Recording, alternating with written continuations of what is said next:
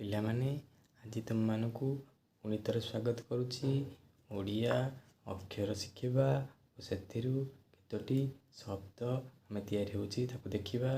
ଆରମ୍ଭ କରିବା। ଆଜି ଆରମ୍ଭ କରିବା ଡରୁ। ଡରୁ ଡଉଲ। ଦେଖ ପିଲାଟି କେତେ ଡଉଲ ଡାଉଲ ହେଇଛି। ଡରୁ ଡଉଲ। ଢ ଢରୁ କଢ଼। ଣ ମୂର୍ଧନ ମୂର୍ଧନ୍ୟରୁ ବଣ। ତ ତରୁ ତପ। ଥ ଥରୁ ପଥର। ଦ ଦରୁ ଦଉଡ଼। ଧ ଧରୁ ଧନ। ନ ନରୁ ନଖ। ତ ପିଲାମାନେ ଇଏ ହେଲା ଓଡ଼ିଆ ଅକ୍ଷର ଓ ତାକୁ ନେଇ ଗଠିତ ହେଉଥିବା କିଛି ଶବ୍ଦ। ପିଲାମାନେ ଏହାକୁ ମନେ ରଖ ଓ ମୁଖସ୍ଥ କର। ପରବର୍ତ୍ତୀ କ୍ଲାସ୍ରେ ପୁଣି ଆମେ ଦେଖିବା କେତୋଟି ନୂଆ ଅକ୍ଷର ଓ ସେଥିରୁ ତିଆରି ହେଉଥିବା କେତୋଟି ଓଡ଼ିଆ ଶବ୍ଦ।